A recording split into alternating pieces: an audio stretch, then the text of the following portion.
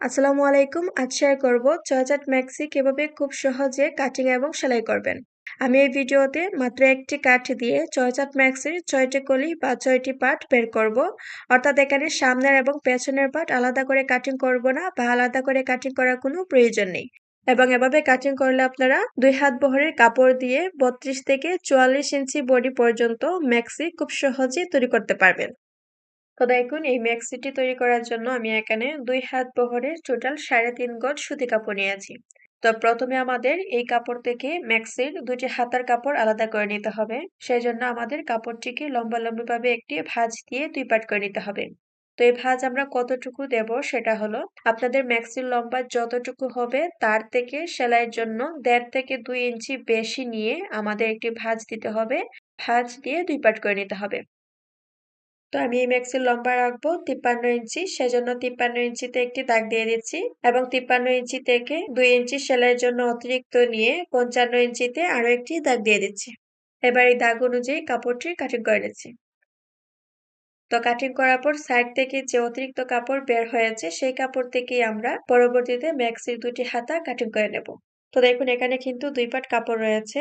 এবার তার মাঝখানে আরো একটি ভাঁজ দিতে হবে। ভাঁজ দিয়ে কাপড়টিকে ৪ পাট করে নিতে হবে। তো এই ভাঁজ দেওয়ার সময় অবশ্যই আপনাদের খেয়াল রাখতে হবে যেন কাপড়ের মাঝখানে কোথাও ভাঁজ খেয়ে না থাকে। যদি কাপড়টি ভাঁজ খেয়ে থাকে তাহলে কিন্তু কাটিং করার পর কাপড়টি ছোট বড় হওয়ার সম্ভাবনা থাকবে। এবং এই পর্যায়ে একটি বিষয় খেয়াল করুন, আমি কিন্তু এই ৪ পাট করা অবস্থায় ম্যাক্সির ৬টি কলি কাটিং করব। অর্থাৎ ম্যাক্সির ৬টি কলি কাটিং করার জন্য এখানে সামনের এবং পেছনের পার্ট আলাদা করে কাটিং করব না বা আলাদা করে কাটিং করার কোনো প্রয়োজন নেই। তো এভাবে কাপড়টিকে রাখার পর এবার আমাদের ৬টি পার্ট বা ৬টি কলি বের করার জন্য দাগ দিয়ে দিতে হবে। তো দেখুন বন্ধ দিক থেকে ফিতাটিকে এভাবে রাখবো, রেখে ৫.৫ ইঞ্চিতে একটি দাগ দিয়ে দেব। এবং এই দাগটি দেওয়ার পর এবার আমাদের কাপড়ের যে খোলা সাইডটি রয়েছে সেই সাইডে ফিতাটিকে এভাবে রাখবো, রেখে ৬.৫ ইঞ্চিতে আরো একটি দাগ দিয়ে দেব। এবার দুটি দাগকে আড়াআড়ি করে মিলিয়ে দিতে হবে। তো দেখুন আমি ফিতার সাহায্যে দাগ দুটিকে মিলিয়ে দিচ্ছি। আপনারা চাইলে এই কাজটি স্কেলের সাহায্যেও করে নিতে পারেন। তো দেখুন আমার দাগ দেওয়া হয়ে গিয়েছে। এবার এই দাগ অনুযায়ী কাপড়টি কাটিং করে নিতে হবে। তো দেখুন আমার কাটিং করা হয়ে গিয়েছে এবং এই পর্যায়ে আমি দেখিয়ে দিচ্ছি আমি যেই দিকটিতে রয়েছি সেই দিকটি হচ্ছে কাপড়ের বন্ধ দিক এবং এই দিকে ২টি পাট বা ২টি কলি রয়েছে এবং অপর দিকটি হচ্ছে কাপড়ের খোলা দিক এবং এই দিকে ৪টি পাট বা ৪টি কলি রয়েছে। ৬ ম্যাক্সি তৈরি করার জন্য আমাদের এখানে মোট ৬টি পাট বা ৬টি কলি কিন্তু বের হয়ে গিয়েছে। তো এভাবে কাটিং করার পর এবার আমাদের যেটি করতে হবে খেয়াল করুন কাপড়ের খোলা সাইডে যে ৪টি কলি রয়েছে সেই কাপড়টিকে এবার উল্টিয়ে নিতে হবে। তো দেখুন কাপড়টিকে এভাবে উল্টিয়ে নেব এবং উল্টিয়ে নিয়ে সরু অংশটিকে সরু অংশের সাথে মিলিয়ে ধরবো এবং চওড়া অংশটিকে এই কাপড়ের চওড়া অংশের সাথে মিলিয়ে ধরবো। তো কাপড়টিকে মিলিয়ে নেওয়ার সময় অবশ্যই এখানে কলি কাপড় সেলাই করে নেওয়ার জন্য প্রায় ১/২ ইঞ্চি কাপড় নিয়ে এভাবে এই কাপড়ের উপর বসিয়ে নিতে হবে। তো দেখুন ১/২ ইঞ্চি সেলাইয়ের জন্য অতিরিক্ত নিয়ে এই কাপড়ের উপর এভাবে বসিয়ে দিয়েছি। তো এভাবে কাপড়টিকে সেট করে নেওয়ার পর এবার আমাদের সম্পূর্ণ ম্যাক্সির মাপ বসিয়ে নিতে হবে। তো দেখুন প্রথমে আমাদের ম্যাক্সির কাঁধ বা শোল্ডারের মাপ দিয়ে দিতে হবে। তো আমি এখানে কাঁধ বা শোল্ডার রাখবো ৬.৫ ইঞ্চি, সেজন্য ৬.৫ ইঞ্চিতে দাগ দিয়ে দিচ্ছি এবং এই দাগ থেকে আর্মহোল নেব ৭.৫ ইঞ্চি, সেজন্য ৭.৫ ইঞ্চিতে দাগ দিয়ে দিচ্ছি এবং খোলা দিকেও বডি মাপের জন্য দাগ দিয়ে দেব। এবার দুটি দাগকে এভাবে মিলিয়ে দেব এবং মিলিয়ে নেওয়ার পর আর্মহোলের যে শেপ হয় সেটা এবার দিয়ে দিতে হবে। তো দেখুন আর্মহোলের দাগ বরাবর ফিতাটিকে এভাবে রেখে এর মাঝখানে একটি দাগ দেব এবং কোণার দিকে ২ ইঞ্চিতে একটি দাগ দেব। এবার দুটি দাগকে এভাবে মিলিয়ে দেব। এর ফলে আমাদের আর্মহোলের যে শেপ হয় সেটা দেওয়া হয়ে যাবে। তো আর্মহোলের শেপ দেওয়ার পর এবার আমাদের ম্যাক্সি গলার মাপ দিয়ে দিতে হবে। তো আমি এখানে গলা চওড়া রাখবো ২.৫ ইঞ্চি, সেজন্য ২.৫ ইঞ্চিতে দাগ দিয়ে দিচ্ছি এবং পেছনের গলা লম্বা রাখবো ৩.৫ ইঞ্চি, সেজন্য ৩.৫ ইঞ্চিতে দাগ দিয়ে দিচ্ছি এবং সামনের গলা লম্বা রাখবো ৬ ইঞ্চি, সেজন্য ৬ ইঞ্চিতে দাগ দিয়ে দিচ্ছি। তো আপনারা আপনাদের পছন্দ অনুযায়ী এখানে গলার লম্বার মাপ দিয়ে দেবেন। এবার দুটি দাগকে এভাবে টেনে নেব এবং টেনে নেওয়ার পর আমি এখানে গোল গলা তৈরি করব, সেজন্য গোল শেপ এভাবে দিয়ে দেব। তো এই ম্যাক্সির সামনের এবং পেছনের গলা সমান হবে না, অর্থাৎ ছোট বড় হবে, সেজন্য সামনের পাটের আর্মহোলের অংশে তালপাট কাটিং করে নেব তো আপনারা চাইলে তালপাট কাটিং না করেও সম্পূর্ণরূপে ম্যাক্সিটি তৈরি করতে পারেন, কোনো সমস্যা নেই। তো তালপাট কাটিং করার জন্য আর্মহোলের দাগ থেকে ফিতারটিকে এভাবে রাখবো, রেখে ভেতরের দিকে 1/2 ইঞ্চি থেকে কিছুটা পরিমাণ বেশি কাপড় নিয়ে দাগ দিয়ে দেব এবং এই দাগটিকে দুটি দাগের সাথে এভাবে মিলিয়ে দেব। তো তালপাট ড্রয়িং করার পর এবার আমাদের বডির এই দাগ থেকে কোমরের লম্বার মাপ দিয়ে দিতে হবে। তো দেখুন আমি এখানে কোমরের লম্বা রাখবো 14 ইঞ্চি, সেজন্য 14 ইঞ্চিতে দাগ দিয়ে দিচ্ছি। তো কোমরের লম্বার মাপ দেওয়ার পর এবার আমাদের ম্যাক্সির বডির মাপ দিয়ে দিতে হবে। আমি এখানে ম্যাক্সির বডি নেব 44 ইঞ্চি। তো কাপড়টি যেহেতু 4 ভাঁজে রয়েছে সেহেতু 44-এর 4 ভাগের 1 ভাগ 11 ইঞ্চি, সেজন্য 11 ইঞ্চিতে দাগ দিয়ে দিচ্ছি এবং 1 ইঞ্চি নিচে অতিরিক্ত সেলাই করার জন্য। তো বডি মাপ দেওয়ার পর এবার আমাদের কোমরের চওড়া মাপ দিয়ে দিতে হবে। সেজন্য কোমরের দাগ বরাবর ফিতাটিকে এভাবে রাখবো, রেখে আমি এখানে কোমরের চওড়া রাখবো 48 ইঞ্চি। তো 48-এর 4 ভাগের 1 ভাগ 12 ইঞ্চি, সেজন্য 12 ইঞ্চিতে দাগ দিয়ে দিচ্ছি এবং 1 ইঞ্চি নিচে অতিরিক্ত সেলাই করার জন্য। এবার বডির এই দাগটিকে কোমরের দাগের সাথে এভাবে মিলিয়ে দিতে হবে এবং কোমরের দাগটিকেও ঘেরের সাথে এভাবে মিলিয়ে দেব। তো দেখুন সম্পূর্ণ ড্রয়িং করা হয়ে গিয়েছে। এবার আমাদের এই ড্রয়িং অনুযায়ী কাটিংটি করে নিতে হবে।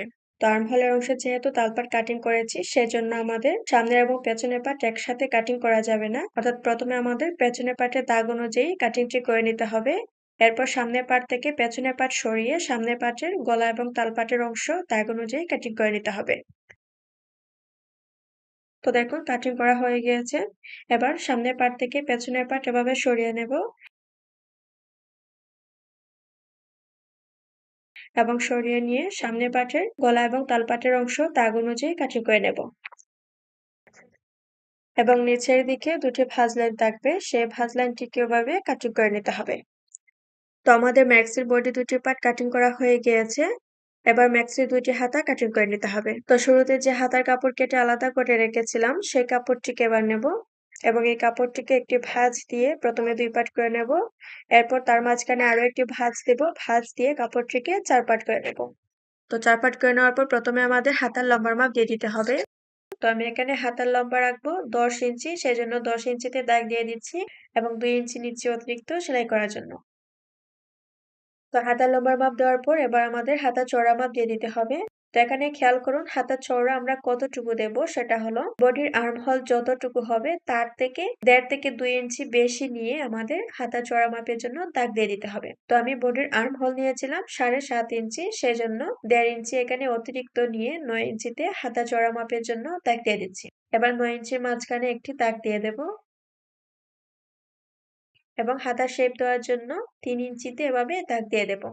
এবার এই দাগটিকে কাপড়ের খোলা সাইডে এভাবে বাঁকা করে মিলিয়ে দিতে হবে। এর ফলে আমাদের হাতার শেপ দেওয়া হয়ে যাবে। তো এভাবে হাতার শেপ দেওয়ার পর এবার হাতার মুহুরি মাপ দিয়ে দিতে হবে। তো আমি এখানে হাতার মুহুরি রাখবো 6 ইঞ্চি, সেজন্য 6 ইঞ্চিতে দাগ দিয়ে দিচ্ছি এবং 1 ইঞ্চি নিচে অতিরিক্ত সেলাই করার জন্য। এবার মুহুরির এই দাগটিকে এই দাগের সাথে এভাবে মিলিয়ে দিতে হবে এবং মিলিয়ে নেওয়ার পর সম্পূর্ণ ড্রয়িং অনুযায়ী হাতা কাটিং করে নিতে হবে। তো বডি পার্টে যেহেতু তালপাট কাটিং করেছিলাম সেজন্য আমাদের হাতার অংশেও তালপাট কাটিং করে নিতে হবে। তো কাপড়টিকে একটি ভাঁজ খুলে 2 পার্ট করে রাখবো এবং তালপাট কাটিং করার আগে অবশ্যই খেয়াল রাখতে হবে যেন দুটি পার্টের সোজা সাইড একই পজিশনে থাকে বা দুটি পার্টের উল্টো সাইড একই পজিশনে থাকে। এবার যেকোনো একটি সাইডে হাতার তালপাটের জন্য দাগ দিয়ে দিতে হবে। তো আমি জামার আর্ম হলে 1/2 ইঞ্চি নিয়ে তালপাট কাটিং করেছিলাম, সেজন্য এখানেও 1/2 ইঞ্চি নিয়ে এভাবে দাগ দিয়ে দেব এবং এই দাগ অনুযায়ী তালপাটটি কাটিং করে নেব। তো দেখুন আমাদের তালপাট সহ হাতা কাটিং করা হয়ে গিয়েছে। এবার আমাদের সম্পূর্ণ ম্যাক্সিটি সেলাই করে নিতে হবে। তো প্রথমে আমাদের কলির কাপড় জয়েন করে নিতে হবে। তো দেখুন সামনের পাটের মাঝখানে যে বড় কলিটি রয়েছে সেই কলিটিকে সোজা সাইডে এভাবে রাখবো, রেখে সামনের পাটে যে ছোট দুটি কলি রয়েছে সেই কলি দুটিকে এর দুই সাইডে সেট করে নিতে হবে। তো দেখুন নিচের কাপড়টিকে সোজা সাইডে এভাবে রাখবো, রেখে কলির কাপড়টিকে এই সাইডে উল্টো করে এভাবে বসিয়ে দেব এবং বসিয়ে দিয়ে সম্পূর্ণ সেলাই করে নেব এবং একইভাবে এই সাইডে যে কলি কাপড়টি রয়েছে সেই কলি কাপড়টিকে উল্টো করে এভাবে বসিয়ে দেব এবং বসিয়ে দিয়ে এই সাইডেও কলি কাপড় সেলাই করে নেব। তো দেখুন কলি কাপড়টিকে সমান করে এভাবে ধরবো, ধরে এই অনুযায়ী সেলাইটি করে নেব।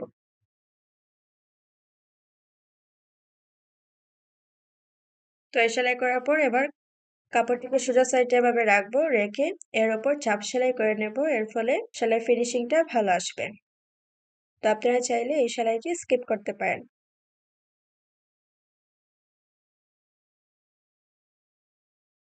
তো দেখুন আমার এক সাইডে কলি কাপড় জয়েন করা হয়ে গিয়েছে এবং একইভাবে অপর সাইডেও কলি কাপড়টি জয়েন করে নেব।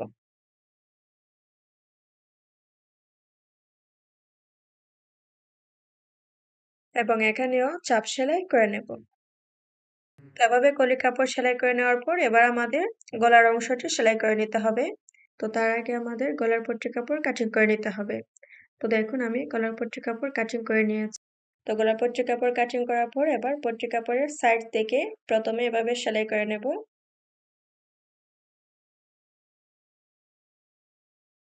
তো এই সেলাইটি করে নেওয়ার পর এবার বডি পার্টের গলার অংশে পট্টি কাপড়টিকে বসিয়ে নিতে হবে। তো দেখুন নিচে কাপড়টিকে সোজা সাইডে এভাবে রাখবো এবং পট্টি কাপড়টিকে উল্টো করে এর উপর বসিয়ে দেব এবং বসিয়ে দিয়ে এই অনুযায়ী সেলাই করে নেব। তো এই সেলাইটি করে নেওয়ার পর এবার সেলাইয়ের যে বাড়তি কাপড়টুকু রয়েছে সেই কাপড়ের অংশে এরকম ছোট ছোট কাট বসিয়ে দেব। এর ফলে পট্টি কাপড়টি উল্টে নিতে সুবিধা হবে এবং সেলাই ফিনিশিংটা ভালো আসবে। তো এই কাট বসিয়ে দেওয়ার সময় অবশ্যই খেয়াল রাখতে হবে যেন সেলাইটি কাটে না পড়ে। তো সাধারণ কামিজের গোল গলা যেভাবে আমরা সেলাই করি ঠিক সেই নিয়মেই আমাদের এখানে গলার অংশ সেলাই করে নিতে হবে।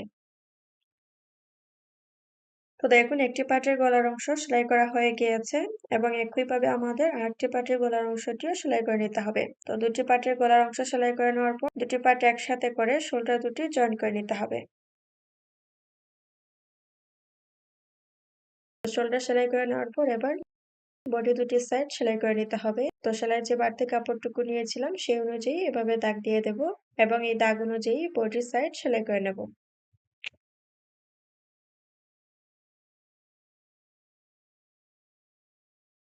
এবং একই নিয়মে বডির যে আরেকটি সাইড রয়েছে সেই সাইডটিও সেলাই করে নেব।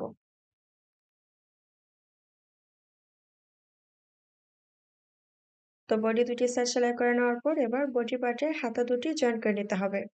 তো তার আগে আমাদের হাতা সেলাই করে নিতে হবে। তো দেখুন একটি হাতার কাপড়টিকে এভাবে রাখবো, রেখে প্রথমে হাতার মুহুরি সেলাই করে নেব।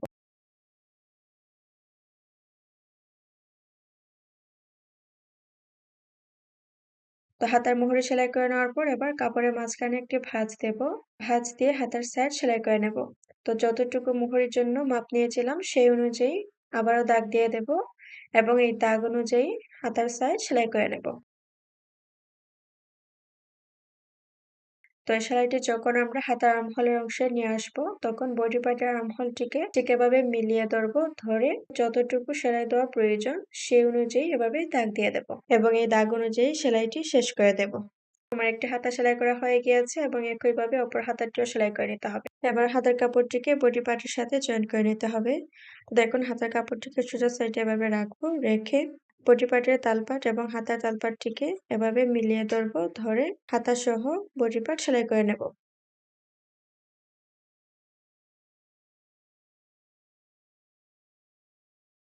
তো দেখুন আমার একটি হাতা জয়েন করা হয়ে গিয়েছে এবং একইভাবে অপর হাতাটিও জয়েন করে নিতে হবে।